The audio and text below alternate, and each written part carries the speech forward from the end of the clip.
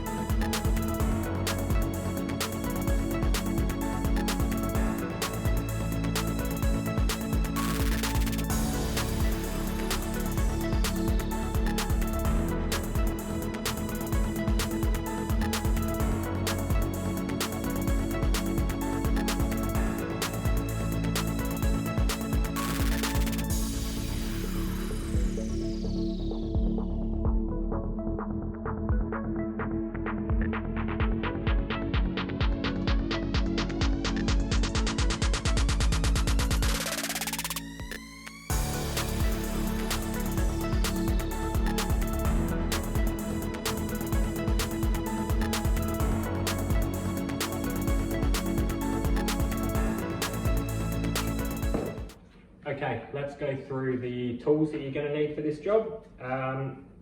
There's not very many, it's pretty straightforward. So first, tape measure, just like everything. You need a measure staff, pencils, textures, whichever you prefer, a knife. This is just a cheap one, does the job. Spare blades, definitely need them, and a square with the 45 on it. The bigger the better, I find. Just gets your planks a bit more accurate when you are laying a pattern like herringbone. So this one, it's probably not big enough for what I'm doing, but I have managed just fine with it. It is, let me just measure it, 300 by 300. So I get by with that.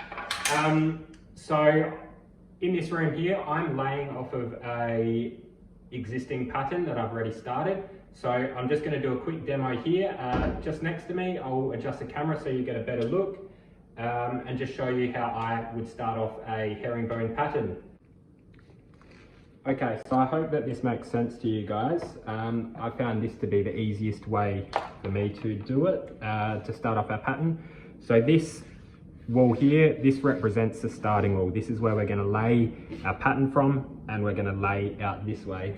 So our planks are going to be running like this. Okay, so for me, the first thing is just getting your first plank in.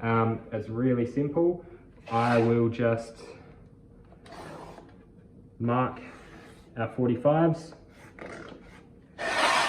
It doesn't matter which one you start with, whether it's this one or that one. What I will show you though is, if you mark your plank, hang on, let's get this around the right way.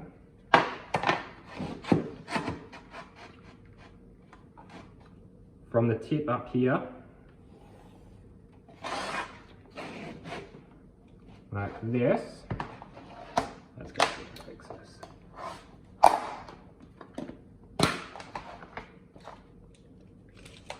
We're going to measure from here to here, and this is what you do with any size plank, and we're going to work out the middle of that measurement, which is 55.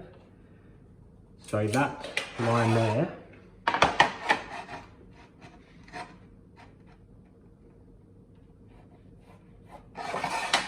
this is our center. That's the center line of our pattern, okay? So if that's important to you, how you're laying your room, that's it, that's what you need to know, really. I'll show you a little clip of my hallway, just so that you can understand that a little bit better, and I'll just point it out, because my hallway, I've actually shifted it off a little bit to the side, so it's not actually dead center running up the room, but you'll see when I show you that. So to start our pattern off, I'm just going to sit this plank following our 45. We can set our square there if we wanted to, and I'm going to get another plank, running it along the wall, and I'm just going to run my knife along there and just score it. So this is how we're going to be cutting almost all of our planks, just scoring with a knife, and then it just snaps. Easy like that. Okay, so there's our first board. Now obviously it's not at a perfect angle, perfect 45 to our drawing, so we double check that, and there it is. That's our starting plank right there. Obviously we would have adhesive down at this point, and we would stick it in place, and then we can just work off of that board. So if that one's in that position, we can get our next plank, and we can measure this here. So I've got 300 and, let's give it a little bit, 316 there, okay? So I can measure 316, and that gives us, that's our short measurement. So obviously that plank's gonna be here, and then that side's our long measurement. So our cut needs to come back this way.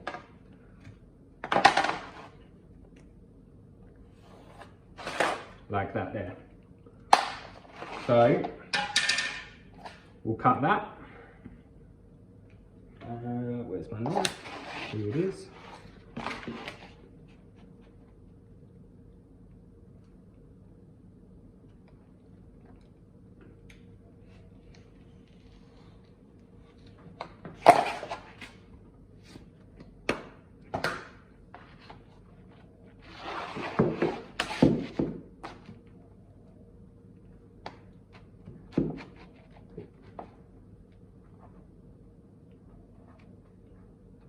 And there's our next piece.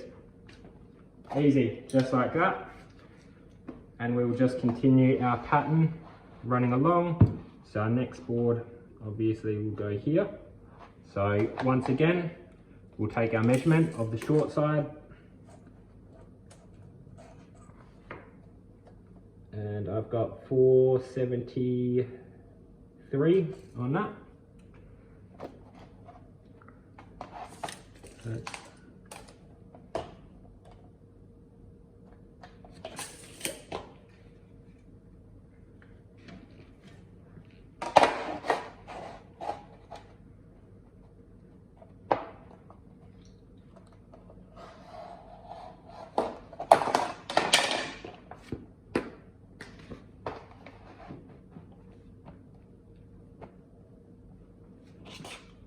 Just like that.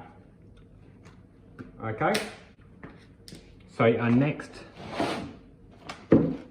triangular shape will start. Let's just set this up over here. Roughly.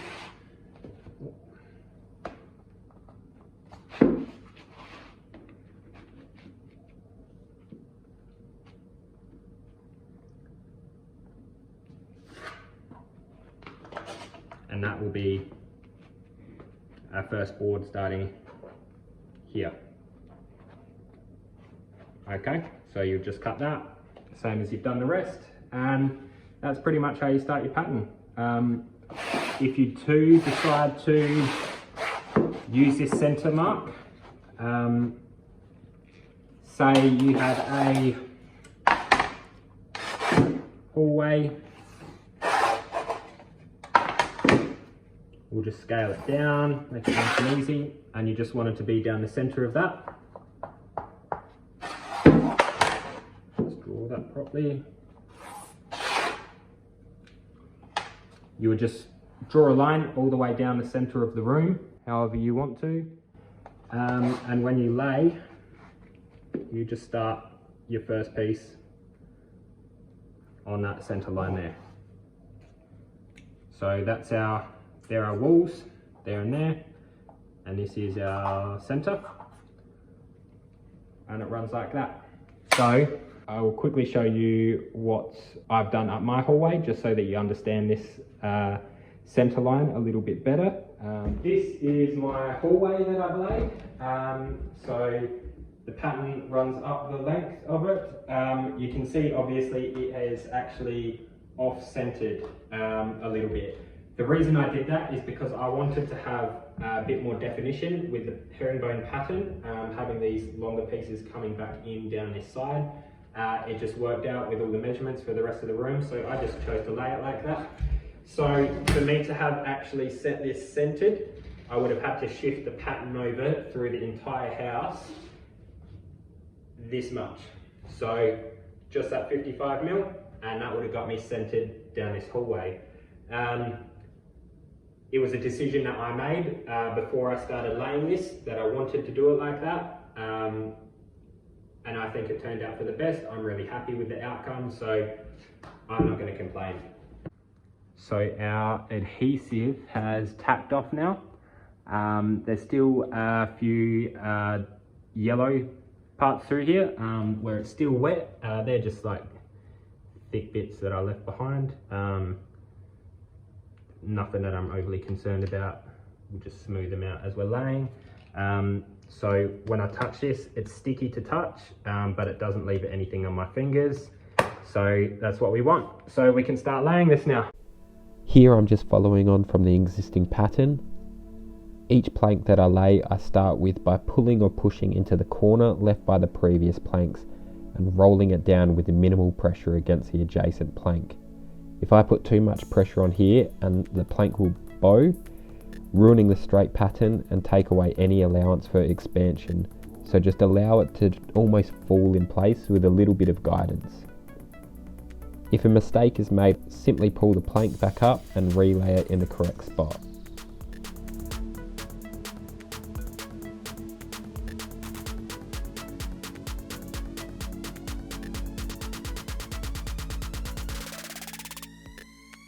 At this external corner, I fold the plank tight into the base of the wall and cut from the corner of the wall to the right and snap half the plank. Then I can lay it down in place. Now I can fold up the remaining tab, push it tight in again and finish the cut to get a nice tight fit around the corner.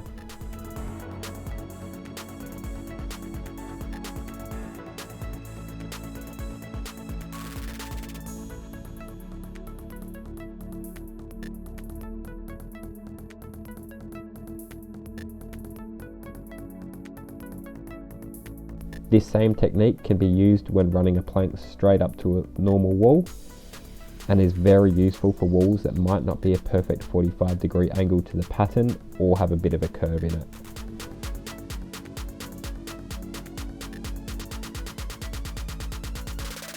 Along this section, I'm just measuring and cutting each piece individually. You might have noticed by now that I haven't got any skirting boards on the walls yet. I find that when laying new floor coverings, it gives a lot more room for errors on the cuts, which makes this job a lot easier for a DIYer.